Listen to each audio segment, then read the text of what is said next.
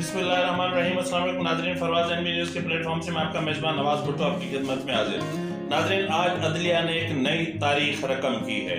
तारीख भी ऐसी रकम की है कि एक शर्मनाक अंदाज में, और इस पर हम तफसील से बात करेंगे और बात करेंगे कि जब भी सुप्रा कॉन्स्टिट्यूशनल या सुप्रा इलेक्शन कमीशन या सुप्रा पार्लिमान एक्शंस लिए जाते हैं तो उसके नताइज क्या निकलते हैं, और कल जो सुप्रीम कोर्ट की तरफ से मुमकिना तौर पर फैसला आना है, क्या वो जो मौजूदा बहरान है उसको ख़त्म कर देगा या उसको उसमें इजाफा कर देगा।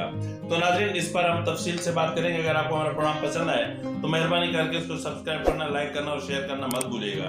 नाज़रीन, जैसा कि आज आपने देखा कि इमरान खान ने पूरे लश्कर और जत्थों के साथ अदलिया पर चढ़ाई कर दी, और बहुत भयानक अंदाज में। और अदलिया भी इतनी शरीफ और मासूम अदलिया कि सुबह 9 बजे से जिस मुल्जिम का इंतजार हो रहा था, और वो मुल्जिम जब आया तो उस मुल्जिम को बड़ा प्रोटोकॉल दिया गया, बड़े इज्जत और एहतराम से उनको लाया गया। गो के उन्होंने जो है वो जुडिशल कॉम्प्लेक्स के दरवाजे तोड़ दिए, गो के उन्होंने कैमरे तोड़ दिए, गो के उन्होंने कानून नाफिज करने वाले इदारों पर तशद्दुद किया, और गो के उन्होंने कानून की धज्जियां उड़ाई, और गो के उन्होंने इंसाफ का जनाजा निकाला, गो के उन्होंने इंसाफ की जो देवी है जिसके हाथ में वो एक तराजू होता है उसको बरहना किया और फिर बेआबरू किया। लेकिन इसके बावजूद इमरान खान के लिए हर दरवाजा खुल गया। एक तरफ से जमानतें मिलती गईं और एक तरफ से केस चलते गए, और इस हद तक के एक सब कुछ एक ऐसा लग रहा था कि जैसे प्लांटेड हो, यानी सब पहले मैनेज किया गया था। यानी आज इमरान खान का जो आना था इस्लामाबाद में ये तकरीबन मैनेज्ड था, और क्योंकि हुकूमत भी इस जो मैनेजमेंट से बेखबर रही और वजारत दाखिला तो इंतहा से ज्यादा बेखबर रही, कि हैरत होती है कि जो है वजारत दाखिला ने इमरान खान की गिरफ्तारी की तैयारी कर रखी थी, क्योंकि वजारत दाखिला को यकीन था कि आज इमरान खान जो है वो उसकी जमानत नहीं होगी और उनको गिरफ्तार कर लिया जाएगा। लेकिन जो है वो बिलावल भुट्टो की ये बात सही है कि जमान पार्क का जो वजीर आजम है उसके लिए जो है वो अदलिया हर गैर आईनी कदम उठाने के लिए भी तैयार हो जाती है। लेकिन लाड़काना का अगर वजीर आजम हो, सारी जमान पार्क का वजीर आजम, और अगर लाड़काना का कोई वजीर आजम हो तो उसको फिर उसका जुडिशल मर्डर कर दिया जाता है। अगर लाड़काना की कोई वजीर आजम हो तो उसको लियाकत बाग में शूट करके गोलियों से भून दिया जाता है और बम फाड़ के और सैकड़ों लोगों की जानें ले ली जाती हैं, क्योंकि वो जो है वो कहते हैं कि उसको थ्रेट है। किस चीज का थ्रेट है? टीटीपी तेरे बच्चे हैं, टीटीपी वाले तेरे बच्चे हैं, टीटीपी वाले जनरल फैज ने जो पैदा किए बच्चे ये तुम लोगों के बच्चे हैं, तो इन लोगों से आपको कौन सा थ्रेट था? और आज इमरान खान ने पूरी मनसूबाबंदी के साथ पूरी कैंपेन करके लाहौर से निकले थे, पूरा लश्कर लेकर लाहौर से निकले थे, और बाकी कॉल दी गई थी कि इस्लामाबाद कचहरी पहुंचना है, और सब कचहरी पहुंचे, और फिर कचहरी में जो हुआ एक शर्मनाक तारीख रकम हुई वो याद रखी जाएगी। अब तुम्हारा बिल्कुल हाथ रखता है तो तुम दो तीनों की बड़ी ड्यूटी है यहाँ पे। बहुत साइड में होके खड़े हो, हम तुम बड़ा काम कर रहे हो अपना, जिधर आ रहे हैं तो बढ़ गए आके चौल आदमी। अहमद भाई सब एक्स प्राइम मिनिस्टर से ये ज्यादा इम्पोर्टेंट है। अहमद भाई सही बात है, एक्स प्राइम मिनिस्टर इम्पोर्टेंट नहीं है। अहमद भाई वो क्या बोल रहे बड़े हुए अंदर फजूल बंदे बीच में रहो यार, पीछे रो सारे।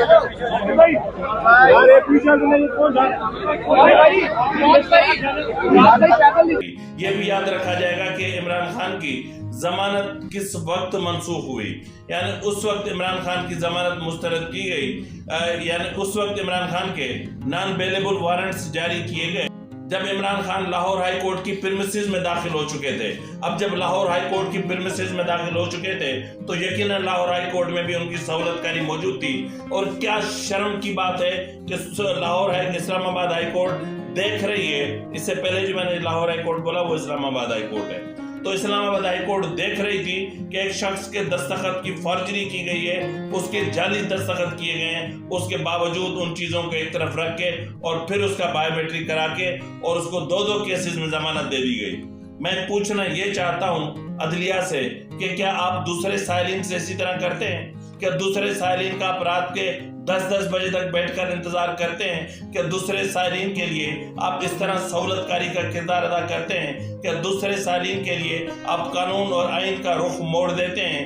کیا دوسرے سائلین کے لیے آپ کا ضمیر جو ہے وہ مطمئن ہوتا ہے کہ جب آپ دوسروں کے ساتھ زیادتی کرتے ہیں؟ لاکھوں کیسز پینڈنگ میں پڑے ہیں، لیکن جو ہے وہ ظاہر ہے کہ عمران خان ایک چہیتا ہے، ایک دادلا ہے، ایک لاڈلا ہے، اور ظاہر ہے کہ اس کے جو سلیپر سیلز ہیں وہ عدلیہ میں بھی موجود ہے۔ ناظرین، جس طرح آپ نے دیکھا ہوگا کہ سپریم کورٹ نے ایک سپرا کانسٹیٹیوشنل اور سپرا الیکشن کمیشن اور سپرا پارلیمان ایک جو ہے وہ سو موٹو لیا، اور یہ تمام اقدامات جو ہے نا جو ہے ماورائے آئین، ماورائے الیکشن کمیشن، یعنی سپریم کورٹ سب کی دادی ماں بننا چاہ رہی ہے۔ آئین ایک طرف رکھ دو، لگا دو کچہری، لگا دو پنچایت لگا کے پھر فیصلے کرو۔ 23 تاریخ کی جو آرڈر شیٹ ہے وہ اگر آپ دیکھیں تو آپ حیران ہو جائیں گے۔ اب 9 رکنی بینچ نے تفصیل سے دلائل سنے، تفصیل سے دلائل سننے کے بعد جو ہے وہ جو 9 رکنی بینچ جو تھی اس نے اپنے جو ریمارکس تھے یا اپنی سفارشات تھیں وہ انہوں نے چیف جسٹس عمر عطا بندیال کو بھجوا دی، جو اس 9 رکنی لارجر بینچ کے سربراہ تھے۔ اب جو چیف جسٹس عمر عطا بندیال نے جو ہے وہ جو ایک جو 9 رکنی بینچ تھا اس کو توڑ دیا، اور پھر عمر عطا بندیال کو سفارش کی، یعنی عمر عطا بندیال خود عمر عطا بندیال کو سفارش کر رہا ہے، یعنی چیف جسٹس خود کو سفارش کر رہا ہے کہ 23 تو ہو گیا، 24 کی کاروائی کو بیچ میں سے جو ہے اس کو جو ہے وہ ختم کر دو، اس کو نکال دو، اور اس کے بعد 5 رکنی بینچ تشکیل دے دو۔ پھر جسٹس عمر عطا بندیال صاحب کو کہہ رہے ہیں کہ 2 ججز کو مائنس کر دو، 2 ججز خود مائنس ہو جائیں گے، پھر 3-2 کے بنیاد پر آ کے اس کو رکھو۔ اور حیرت کی بات یہ ہوتی ہے کہ یہ بھی آرڈر میں لکھا ہوا ہوتا ہے کہ جی ہم نے جو ہے وہ باہر، یعنی یوں سمجھ لیں کہ چائے کے کپ پہ ہم نے جو ہے وہ گپ شپ کرتے ہوئے جو فل بینچ یا فل کورٹ کی جو درخواست تھی وہ ہم نے مسترد کر دی، اور یہ جی 5 رکنی جو بینچ ہے یہ اس چیز کو سنے گا۔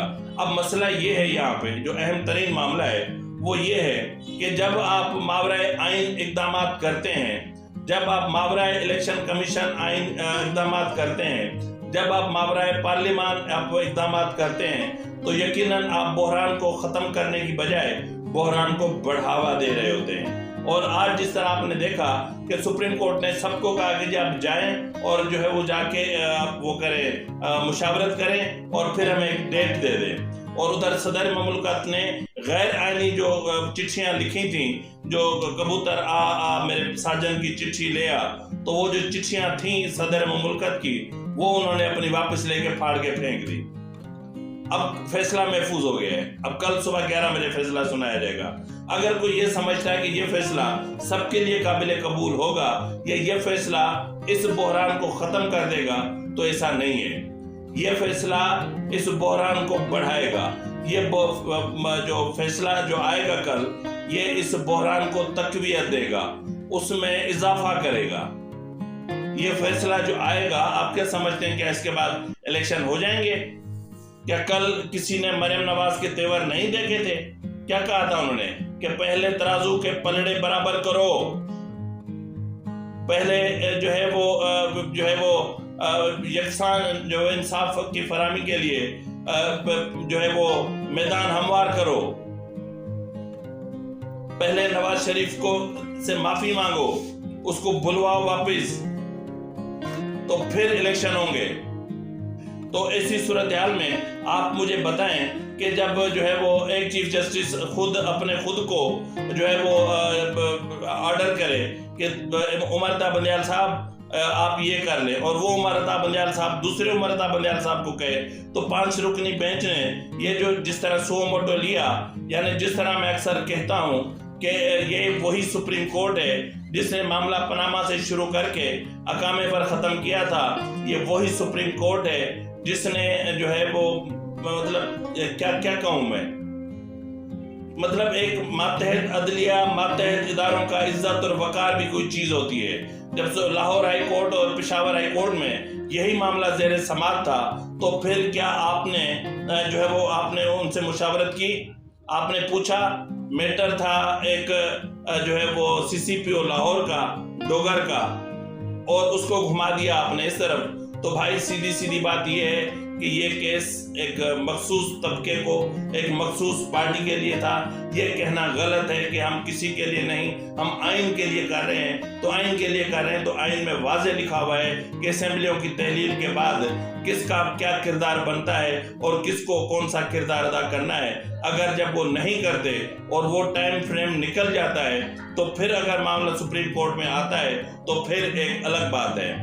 तो बहरहाल जो है वो आइन में हर चीज़ मौजूद है, लेकिन आपने उस आइन को पसे पुश्त डाल के और आपने एक मखसूस जो है वो पार्टी को फ़ायदा देने के लिए, या उसको जो है वो प्रमोशन देने के लिए, या उसकी एक मजबूत हुकूमत की तश्कील के लिए, या आपने उनके मुफादात के तहफ़्फ़ुज़ के लिए जो है वो ये केस लिया।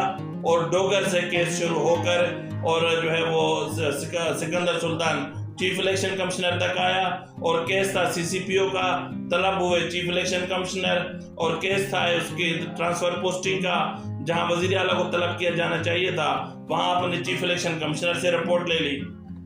तो मसला ये है कि जब आप इस तरह मामलों को मिला देंगे ना, तो जब आप मावराए आइन, मावराए कानून, मावराए इलेक्शन कमीशन, मावराए पार्लिमान आप जब इक़दाम करेंगे, तो फिर आइनी बहरान बढ़ेंगे, कम कभी नहीं होंगे।